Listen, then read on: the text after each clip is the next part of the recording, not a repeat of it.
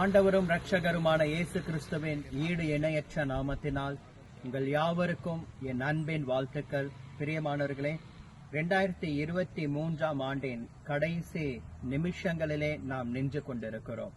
இந்த நாள், இந்த நேரம் தேவனுக்கு நன்றி செலுத்துகிற ஒரு நேரம். இந்த ஆண்டு முழுவதும் ஒரு தகப்பன் தன் பிள்ளையை சுமப்பது போல நாம் நடந்து வந்த எல்லா வழிகளிலும் அவர் நம்மை சுமந்து கொண்டு வந்தார். உபாகமம் 1:31 அதைதான் சொல்லுகிறது. மட்டுமல்ல, எப்படி ஒரு மேய்ப்பன் தன் ஆட்டுக்குட்டியை தன் தோள்கள் மேல் போட்டுக்கொண்டு சுமந்து கொண்டு வருவானோ, அதே போல இந்த ஆண்டு முழுவதும் உங்களையும் உங்கள் குடும்பத்தையும் உங்கள் பிள்ளைகளை தேவன் சுமந்து கொண்டு வந்தார்.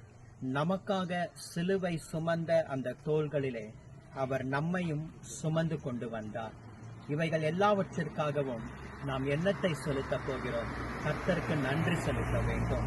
2 கொரிந்தியர் 9:15 பவுல் சொல்லுகிறார், தேவன் அருளிய சொல்லி முடியாத ஈவுக்காக அவருக்கு ஸ்தோத்திரம்.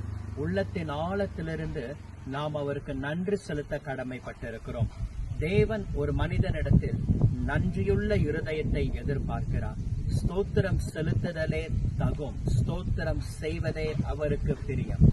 50 சங்கீதம் 23 சொல்லுகிறது, ஸ்தோத்திர பலி எடுக்கிறவன் என்னை மகிமைப்படுத்துகிறான் என்று.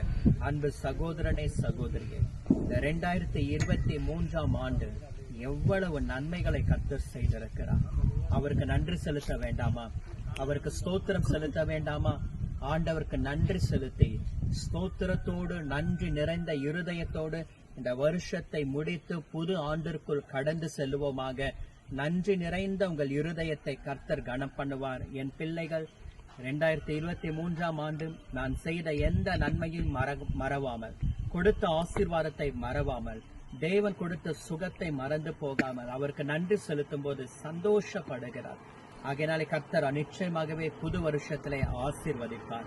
ஆகையினாலே இந்த நேரத்திலே ஆண்டவருக்கு எல்லாவற்றிற்காகவும் நன்றி செலுத்துங்கள். யோகுவை போல அவருக்கு ஸ்தோத்திரம் என்று சொல்லுங்கள்.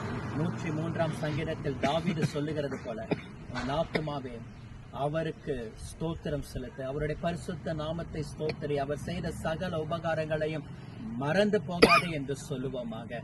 கர்த்தர் உங்களை ஆசீர்வதிப்பாராக. நன்றி நிறைந்த இருதயத்தோடு இந்த வருஷத்தை நிறைவு செய்வோம். தேவன் புது வருஷத்திலே உங்களை ஆசீர்வதிப்பாராக. God bless you. Amen. Amen.